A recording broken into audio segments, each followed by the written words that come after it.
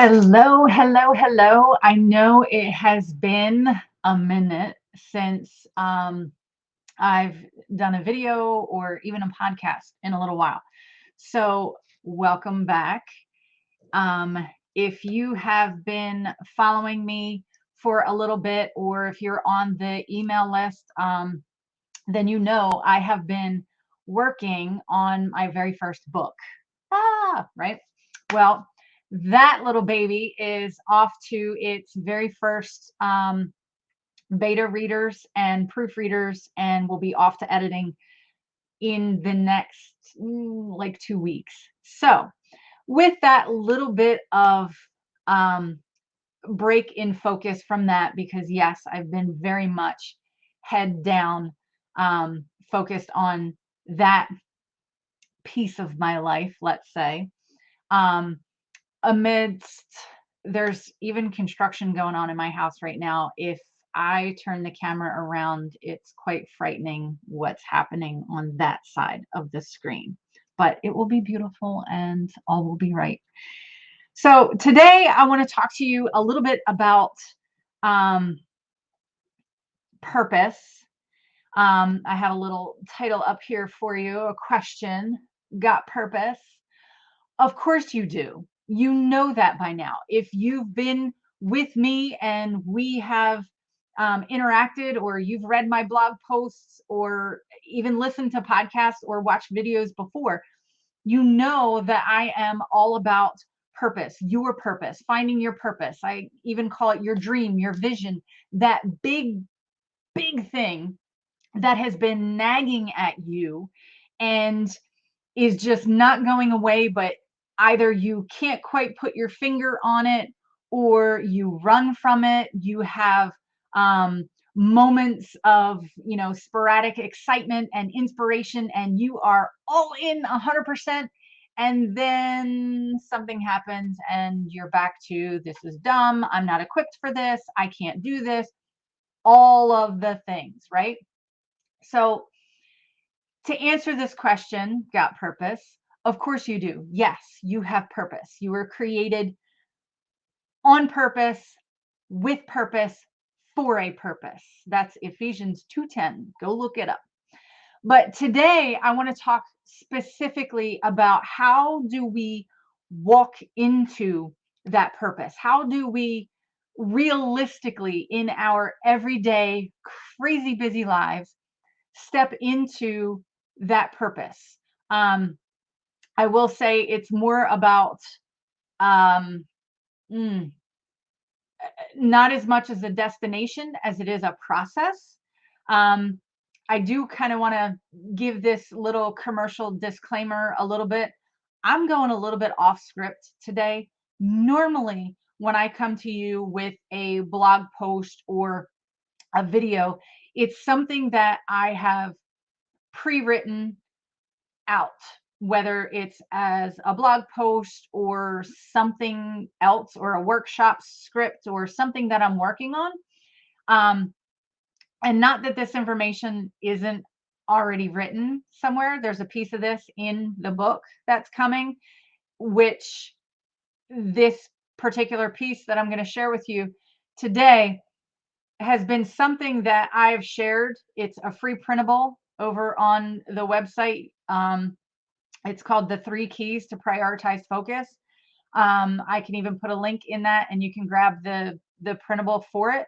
But I want to dig in a little bit deeper today, because as you go through your purpose process, new things and new revelations come to you and you learn more things. And as you apply things, you know, other things come up that you have to learn. So what I want to share with you today when it comes to your purpose and its process and what that looks like in your everyday, busy, already full, crazy life. And there are 3 keys that I'm going to share with you. And right off the rip, I'm going to tell you what these 3 keys are. These 3 keys are knowing your season, knowing your reason, and knowing what's teasing you away from that purpose. So I've already talked for 5 minutes and we haven't really gotten anywhere. So let's just jump right in. Key number one is your season. Okay, you know your purpose. All right. So we're just going to talk about, what that big thing is. You know what that big goal, that big dream, that big vision, whatever it is, you know what it is. Odds are you also know what you have to do to get there. And we said that there's, moments of incredible inspiration and even activation. You're going, going, going, going, going, going. But here's the thing, and this is something that we miss, especially as entrepreneurs, solopreneurs, people who are working the side business while our 9 to 5, because we want to provide that stability that the 9 to 5 gives us while we grow our side business into something that can replace that 9 to 5. Or maybe that's not even your thing. You love your 9 to 5 and your side business isn't so much about replacing an income, but maybe the extras, or that side business is your fuel, your passion, and how you stay sane, right?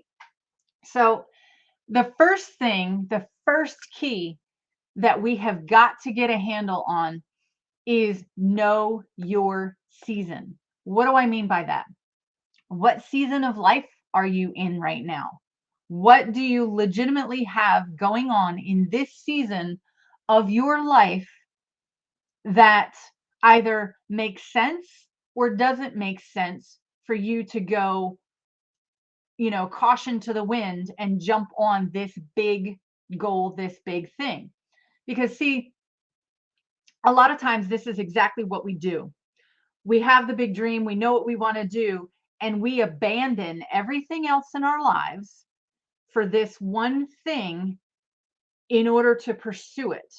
And we expect our family to be on board, and we just keep putting them off and telling them, I'm just, let me just do this. Everything is going to be okay. Let me just dig in and do this. And what happens? Weeks, months, years go by, and you're still tunnel vision in that thing. And then everything else starts to fall by the wayside until what happens? You come to the conclusion that you have to give up the dream. Is this resonating? I only speak from experience, folks. So, key number one, know your season. And there are 3 seasons in an entrepreneur's life. There may be 4 seasons in a year and lots of seasons in your lifetime. But when it comes to pursuing that big thing, that big goal, that dream, that vision, that you're pursuing your purpose, there's 3 seasons. Ready? The first one is research season. Research season is when you recognize and you acknowledge that your life right now is crazy busy and you have responsibilities that you have to attend to and maintain. You can't just quit your job and go do this thing. You can't just, plop the kids in front of the TV or a video screen and say, watch this video for the next 4 hours while mommy goes and tries to do this, right? Maybe you are in a phase of your life where it's becoming like an empty nest season, and you are excited with the thought of having time to pursue this thing. But a little disclaimer, if you've got littles at home right now and you think that is difficult to navigate, wait until you usher in the adult children. Yikes. I feel like I worry more about my adult children than I did when they were toddlers and little. But I'm also learning to savor this season too, because I know how quickly it goes. So, mamas of littles at home and think that it's really tough, enjoy those moments, be present. Because when they get older, those times are are different, and they're just, all times are precious. But so you've recognized that you have legitimate responsibilities and things going on in your life that have to have your attention. Um, so this is a research season. This doesn't mean that I pump the brakes on my purpose, my dream, my vision, and don't do anything until the time is right, because newsflash, sis, there's never a good time. Okay. That's why seasons are so important. So this particular season is a research season. That means with pockets of time, you can intentionally do the research that you need in order to make progress towards that big vision goal. What am I talking about? I'm talking about when the kids are napping, you're watching a workshop or a webinar, learning how to do XYZ, whatever that is for you and your business and your industry or that pursuit that you're trying. This is a learning, this is a research, this is a gather. Now, I will, um, we don't live in the season. These 3 seasons, we don't live in them. So we've got research season. So when you have a pocket of time, you are gathering the research and the information that you need in order to move to the next season. Now, I want to kind of clarify something here.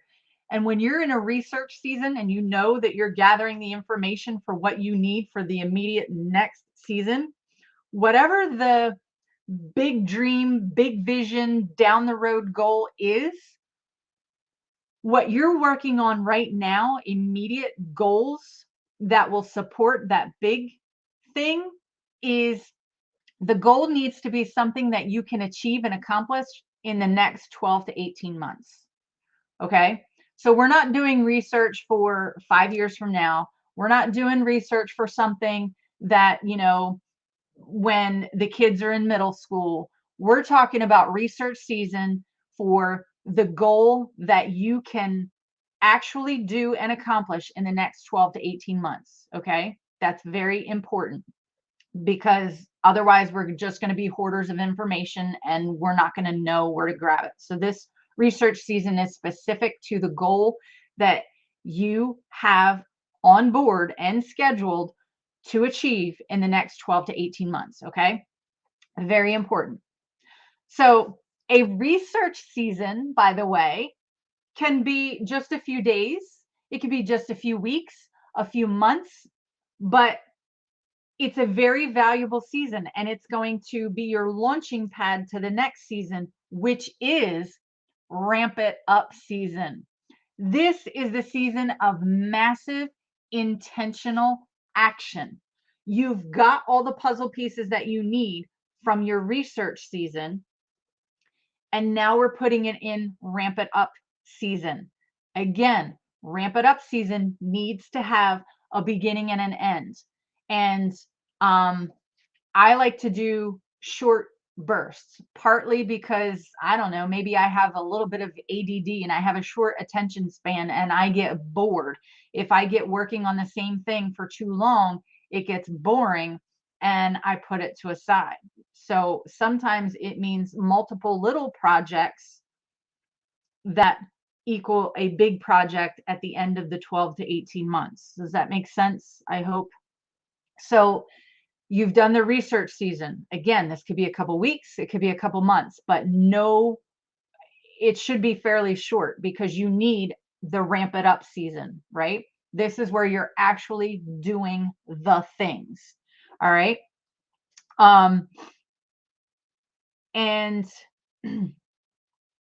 you have to have a beginning and an end of your ramp it up season. Give yourself a deadline. I will give you the example of my book. I've literally been writing this book for the last 2 years. I started off with a bang, and it was going and going and going. And then I got bored. I got distracted.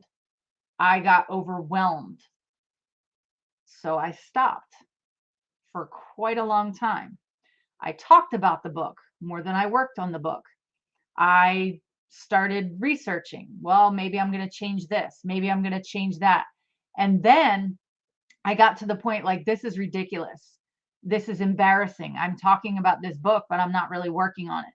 I've done more on this book in the last 6 weeks than I did in the last 2 years. Why? Because I had a research season and I had a ramp it up season, and I put a date on my ramp it up season that it has to be done by this time. And I wasn't messing around. And I did. And I have a goal for when I want this book out. Right now, that looks a little scary and it may not make that particular date. However, had I not given myself that deadline and that ramp it up season has got to have an end, I wouldn't have finished the book. So your ramp up season has got to have a deadline. And this is where there's intentional action. Now, the third season is so important, but yet it's the one that we neglect and ignore the most, without a shadow of a doubt. And that is recovery season. Because we are so used to being overachievers and having to get everything done. And, listen, nobody said you couldn't do it all. The problem is you're trying to do it all at the same time. That's where it gets messy. That's where it gets exhausting. That's where relationships start to crumble. That's where breakdowns happen. That's where exhaustion comes in. That's where aggravation and frustration comes from, right? Because we're constantly living in a perpetual state of ramp it up, ramp it up, ramp it up, ramp it up, research, ramp it up, research, ramp it up, research, ramp it up. We forget the third season, and that is recovery season. And let me tell you, you will have a recovery season, either by default, like literally your body will absolutely shut down and you will have a forced recovery season, one that you didn't plan for, one that you don't have time for, one that you can't get out of even if you wanted to.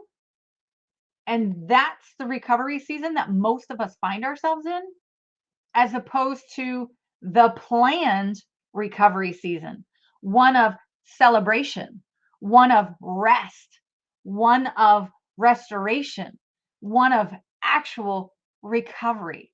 You can exhale. You have time to look back and celebrate. I'm in a bit of a recovery season right now.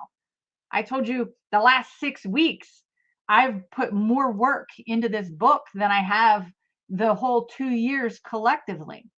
And it was exhausting. It was a ramp it up season where, sitting behind the computer and feeling like I need toothpicks on my eyes. And I didn't even want to see the computer. And I did walk away from the computer for about 2 weeks.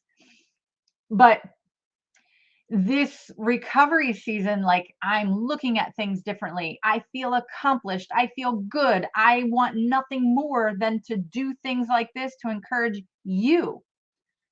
So, key number one in pursuing your purpose, going after your dream, all of that, you've got to know your season. Key number one, know your season. Is it a research season? You're busy, but with pockets of times, you can intentionally get the information, the education, and the things that you need in order to move quickly and efficiently to the very next season, which is ramp it up season, that intentional, focused work. But that ramp it up season has got to have a beginning and an end so that you can have a planned recovery season. Okay. One that you can celebrate with your family, one that you can, um, you know, relax, exhale, have a cup of coffee with your friends, and actually be present and listen to what it is they're saying, not a, a victim fest of, who's got it worse and who's busier and, that busy badge of honor. No thanks. We're past that. Okay. Key number one, your season. Know your season. I think I've driven that point home. Okay. Know your season. So let's move on to key number two. So if key number one is know the season you're in, recognizing where you are right now and what you need to do to get to that 12, 18 month goal mark, right? And that would be key number two is know your reason. Why are you even pursuing this right now? This, and by this I mean that 12 to 18 month goal. Why are you pursuing this goal now? Know your reason. Why does this goal matter to you right now? Who will benefit if you follow through and achieve this goal? And what have you already tried that worked or didn't work as it relates to this goal? Right? So why does it matter?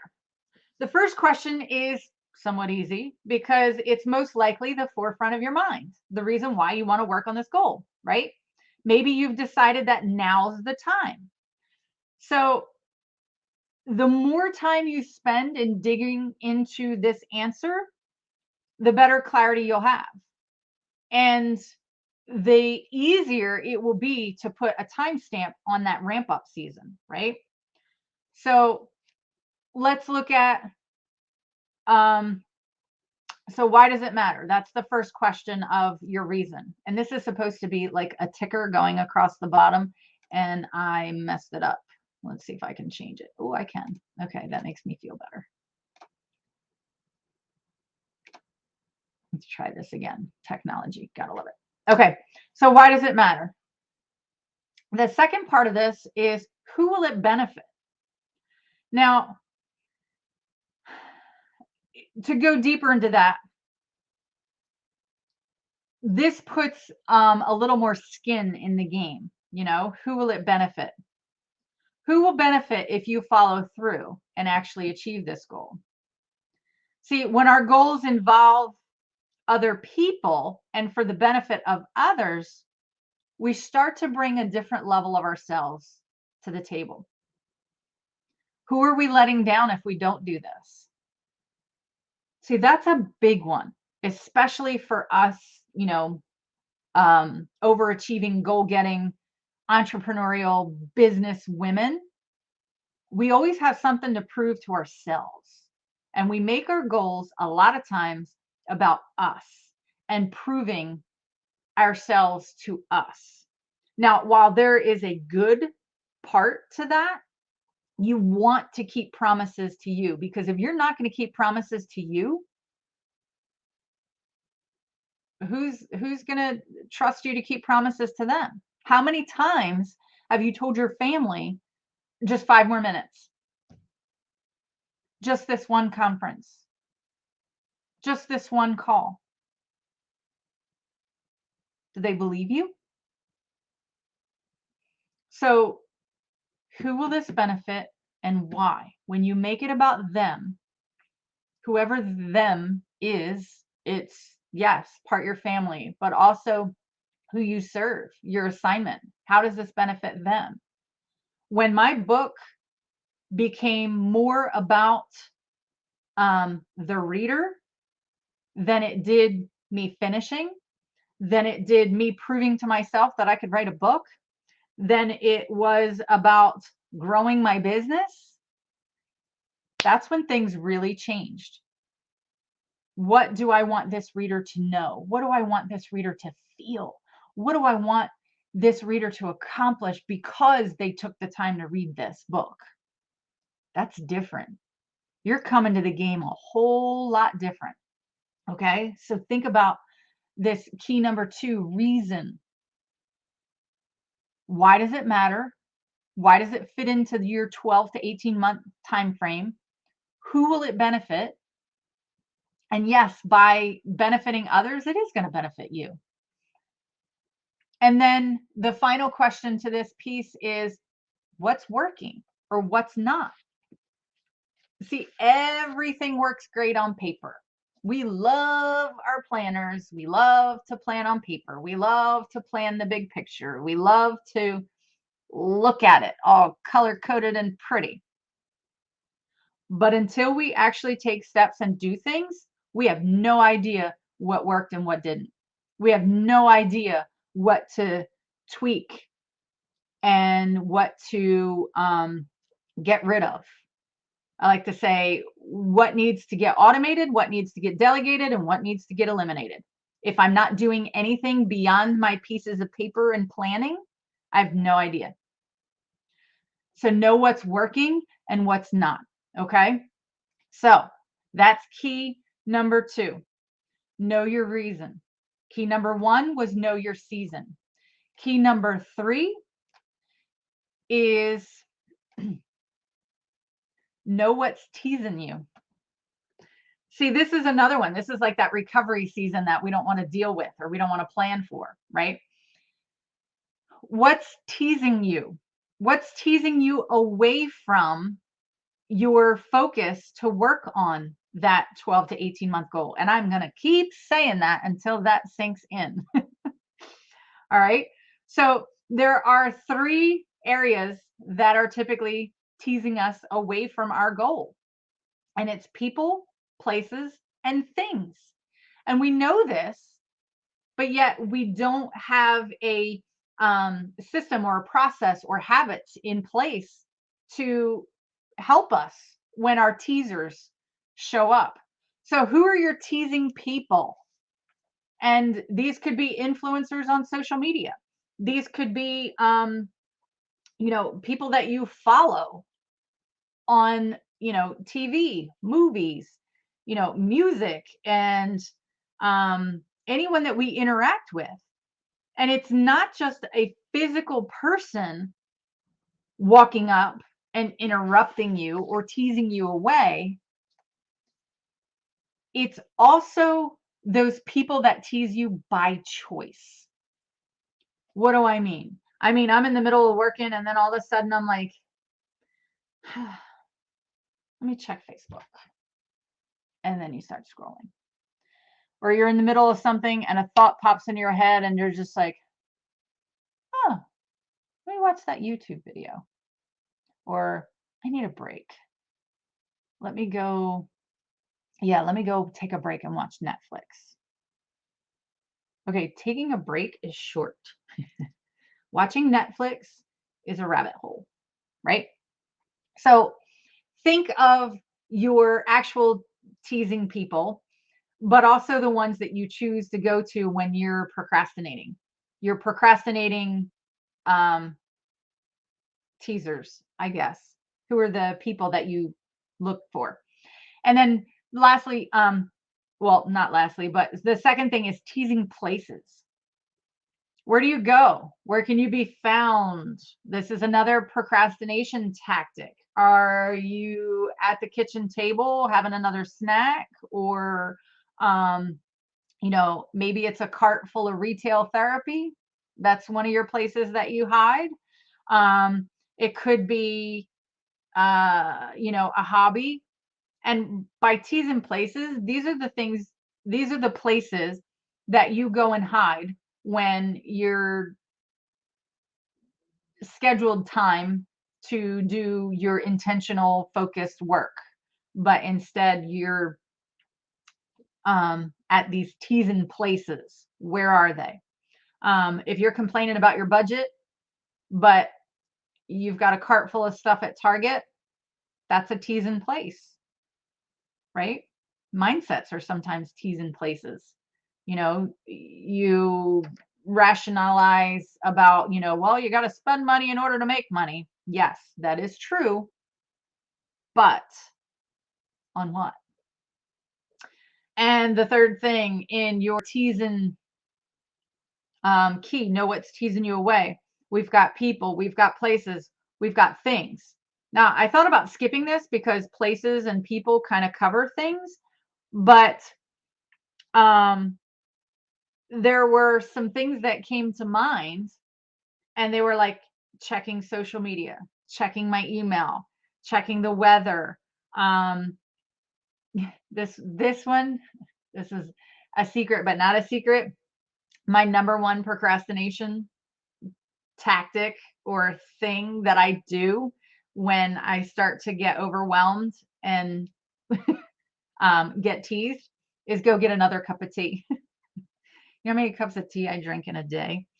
Um, so think of who are your teasing places, people, and things. And so the three keys, let's get back up here. The three keys are know your season, know your reason, and know what's teasing you away. And sometimes, and just because they're keys doesn't mean that they're just going to automatically get in there and unlock everything for you, right? Sometimes you got to grease that lock, or you got to, jiggle the key in there to get it to work. You've got to work it, okay? Just because you have the key doesn't mean that, you still have to put it in the lock. You still have to turn it. You still have to grab the handle and open the door. There are actions and things that we have to do, okay? So I hope that these three keys have been helpful in answering that question. Yes, of course you've got purpose, but how do you intentionally prioritize your focus on those things? So I will leave you with, and I will put it in the comments. And if you're listening to this as a podcast, I'll put it in the show notes. I'll put the link for a printable of this, the three keys to prioritize focus. And also, obviously my favorite tool and kind of what started everything is the planner. I talk about 30. I talk about 12 to 18 month time frame of goals. The 30-day prioritized focus planner is phenomenal in goal getting and goal setting. It keeps you on track 30 days at a time. We're so used to lugging around our yearly planners, which is great for the big picture, but we need day-to-day accountability. We need weekly check-ins. So the planner has all of that. It has your day-to-day, and it has, every 7 days, you're going to be held accountable to yourself. And then at the end of the 30 days, this is where you have your assessment. What worked? What didn't? Now you have something to base that information and those trial and errors on, and you actually have data to prove it. All right. Thank you so much for joining me. If you are not a part of my e-newsletter, you'll want to be a part of that. On the social channels, I'm pretty much only on Facebook and YouTube, and you can listen to the podcast. I've had you long enough. Go and be amazing that you already are.